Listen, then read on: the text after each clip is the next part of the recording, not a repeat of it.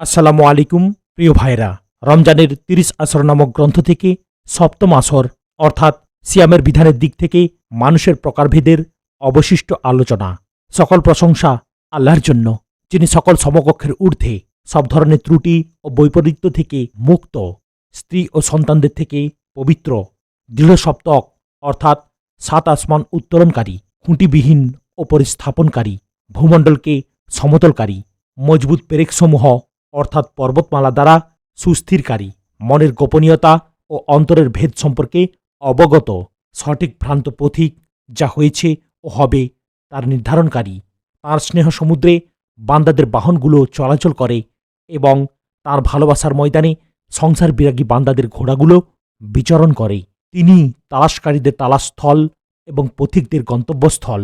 বহনকারীরা তাঁর জন্যই বহন করে এবং প্রচেষ্টাকারীরা তাঁর জন্যই চেষ্টা করে। অন্ধকারে কালো পিঁপড়ের পদক্ষেপও তিনি দেখেন। গোপন চেতনা থেকে নফসে যে কুমন্ত্রণার জন্ম, তিনি তারও খবর রাখেন। প্রার্থনাকারীদের প্রতি তিনি বদান্যতা দেখান এবং তাদের পাথেয় আরও বাড়িয়ে দেন। আর লক্ষ্যপানে নিষ্ঠ কর্মীদের তিনি অধিক দান করেন।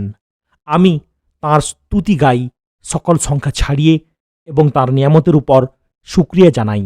আর যখনই তার শকর আদায় করা হয় তখনই তা যায় বেড়ে।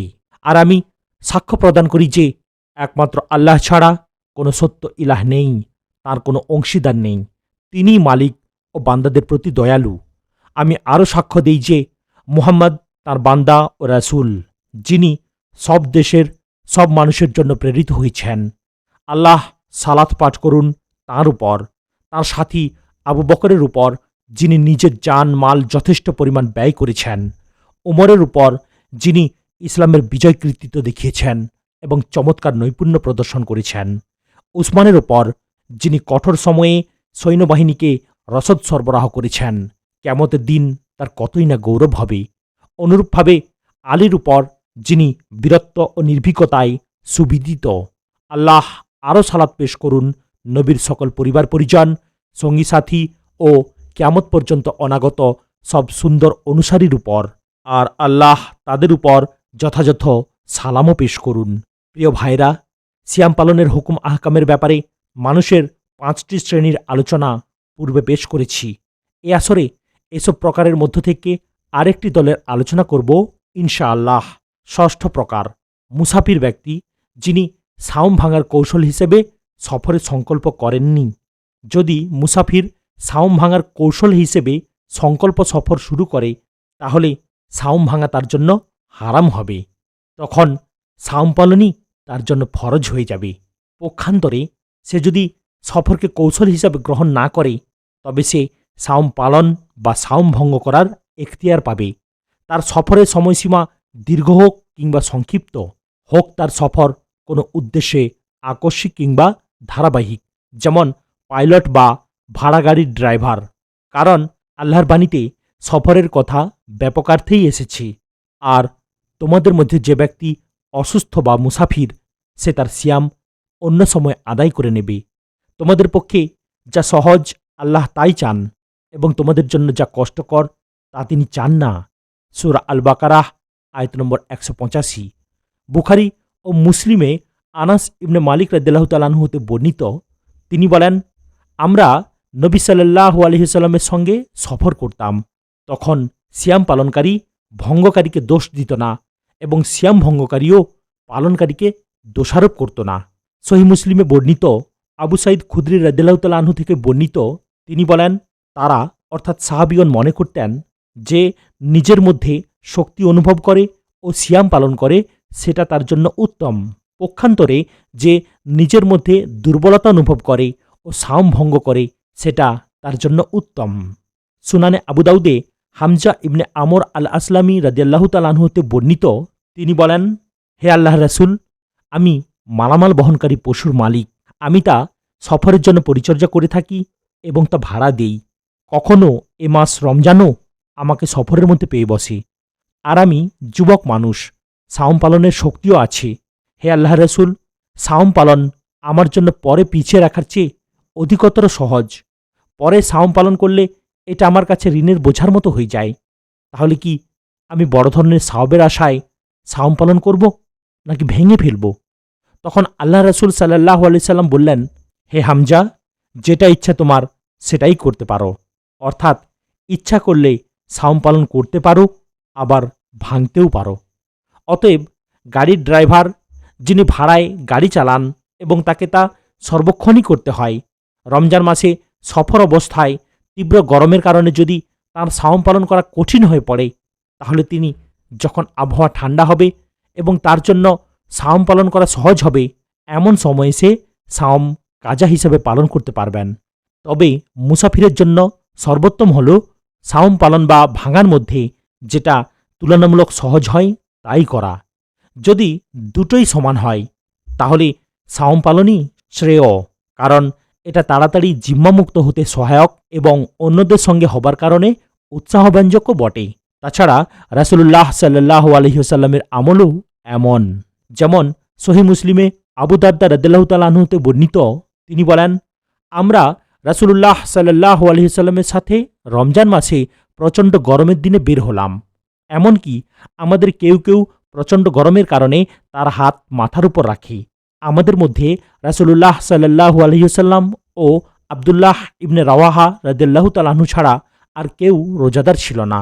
আবার কখনো কখনো রাসূল সাল্লাল্লাহু আলাইহি ওয়াসাল্লামের কাছে যখন এ খবর পৌঁছল যে সাওম হেতু সাহাবীগণের কষ্ট হচ্ছে, তখন তিনি তাঁর সাহাবীদের অবস্থার প্রতি লক্ষ্য করে সাওম ভেঙে ফেললেন।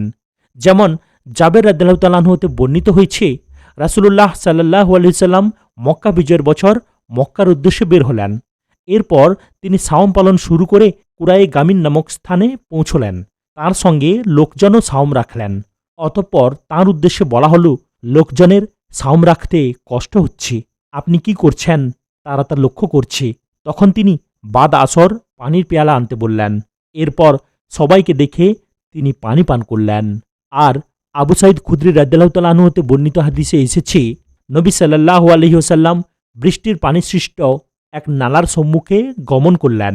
তখন লোকজন গরমের দিনে পায়ে হেঁটে সাওম পালন করছিল, আর রাসূলুল্লাহ সাল্লাল্লাহু আলাইহি ওয়াসাল্লাম বসা ছিলেন তার একটি খচ্চরের পিঠে।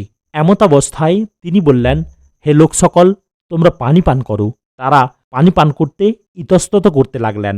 তখন তিনি বললেন, দেখো, আমি তোমাদের মতো নই, আমি তোমাদের চেয়ে বেশ আরামে আছি। আমি তো আরোহী আর তোমরা পদব্রজে। তারপরও তাদের ইতস্তত ভাব কাটল না। রাসূলুল্লাহ সাল্লাল্লাহু আলাইহি ওয়াসাল্লাম তখন নিজ উরু মুবারক সরিয়ে খচ্চরের পিঠ থেকে নেমে পড়লেন।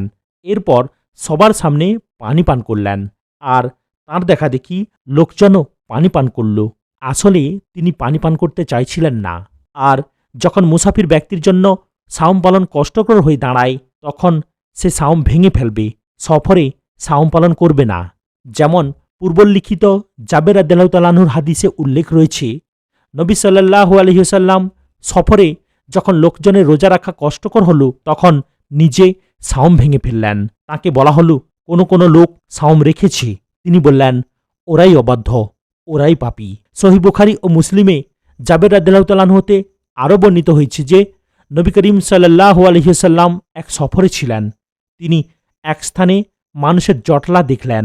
সেখানে তারা এক লোককে ছায়া দিচ্ছে। তিনি জিজ্ঞেস করলেন, কি হচ্ছে এখানে? তারা বলল, সাওম পালনকারী। উত্তরে তিনি বললেন, সফর অবস্থায় সাওম পালনে কোনো পুণ্য নেই। যদি সিয়াম পালনকারী দিনের মধ্যভাগে সফর করে এবং সিয়াম পূর্ণ করা তার জন্য কষ্টকর হয়, তাহলে নিজ শহর থেকে বের হবার পর তার জন্য সিয়াম ভঙ্গ করা জায়েজ। কেননা রাসূলুল্লাহ সাল্লাল্লাহু আলাইহি ওয়াসাল্লাম সিয়াম পালন করেছেন এবং লোকেরাও তার সঙ্গে সিয়াম পালন করেছেন। অবশেষে কুরাউল গামিন নামক স্থানে পৌঁছার পর তার কাছে সংবাদ পৌঁছল যে লোকদের জন্য সিয়াম পালন খুব কষ্টকর হচ্ছে। তখন তিনি সাওম ভঙ্গ করলেন এবং তার দেখা দেখি অন্যরাও সিয়াম ভঙ্গ করল। আর কুরাউল গামিন হল হাররা বা কালো পাথরগুলোর পার্শ্বস্থিত একটি কালো পাহাড়, যা মারুজ জাহরান ও উসফান নামক স্থানের মধ্যভাগে অবস্থিত গামিন নামক উপত্যকা পর্যন্ত প্রসারিত।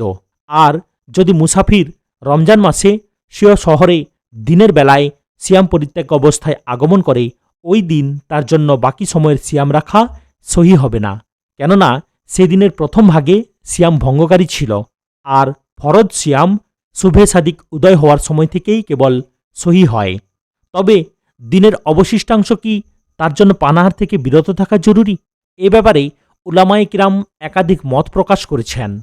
কেউ বলেছেন তার জন্য সময়ের প্রতি সম্মান প্রদর্শন করে দিনের অবশিষ্টাংশ পানাহার থেকে বিরত থাকা ওয়াজিব, আর তাকে এর কাজাও করতে হবে ওই দিনের সাওম শুদ্ধ না হওয়ার কারণে।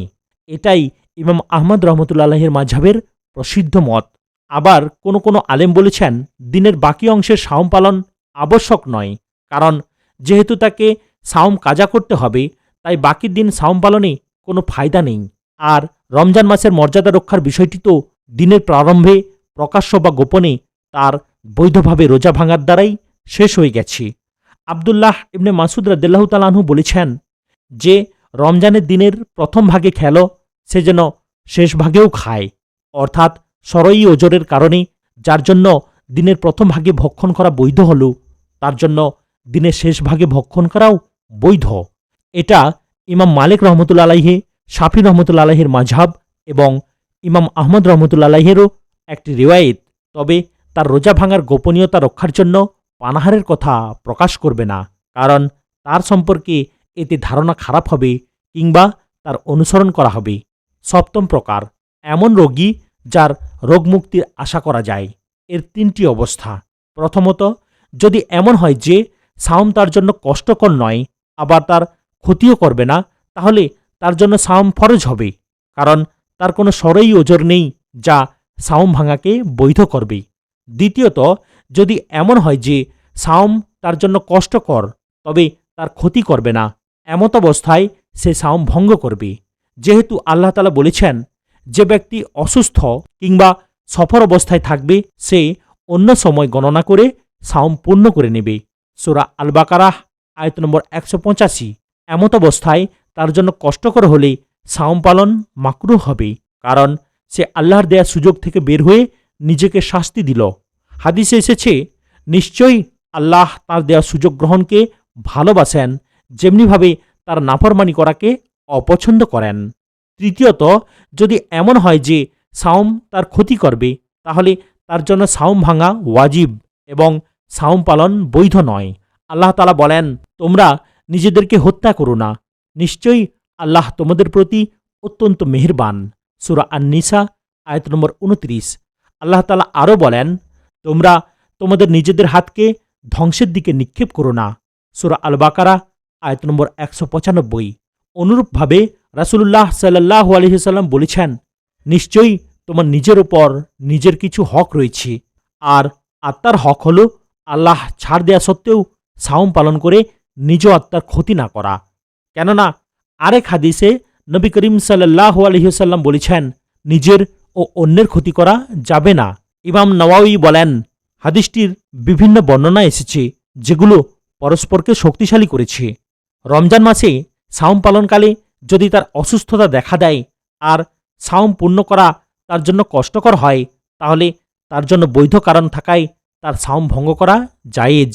পক্ষান্তরে রোজা ভঙ্গকারী অসুস্থ ব্যক্তি যদি রমজানে দিনের বেলা সুস্থ হয়, তাহলে সেদিনের সাওম তার জন্য সহি হবে না, কারণ দিনের শুরুতেই সে সাওম ভঙ্গ করেছে, আর সাওম পালন শুভে সাদিকের সময় থেকে করা ব্যতীত সহি হয় না।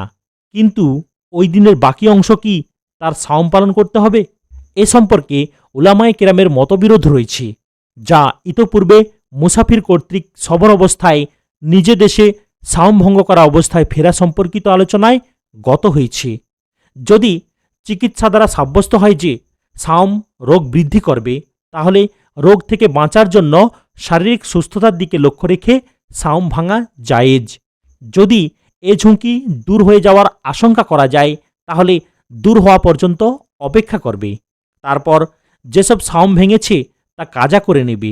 আর যদি তার রোগ মুক্তির আশা করা না যায়, তাহলে তার হুকুম হবে পঞ্চম প্রকারের হুকুম, সাওম ভাঙবে এবং প্রত্যেক দিনের পরিবর্তে একজন করে মিসকিন খাওয়াবে। হে আল্লাহ, আমাদের এমন আমল করার তৌফিক দিন যা আপনাকে সন্তুষ্ট করে, আর আমাদেরকে আপনার অসন্তুষ্টি ও নাফরমানির কারণ থেকে দূরে রাখুন। আর আপনার বিশেষ অনুগ্রহে আমাদেরকে, আমাদের পিতামাতাকে এবং সকল মুসলিমকে ক্ষমা করে দিন। আর সালাত ও সালাম বর্ষণ করুন আমাদের নবী মুহাম্মদ, তার পরিবার পরিজন ও সকল সাহাবীর উপর। প্রিয় ভাইরা, আজ এখানে সমাপ্ত করলাম। ভিডিওর পরবর্তী অংশ অর্থাৎ অষ্টম আসর শোনার জন্য চ্যানেলটিকে সাবস্ক্রাইব করুন, লাইক, কমেন্ট এবং শেয়ার করতেও ভুলবেন না। আসসালামু আলাইকুম ওয়া রাহমাতুল্লাহি ওয়া বারাকাতুহু।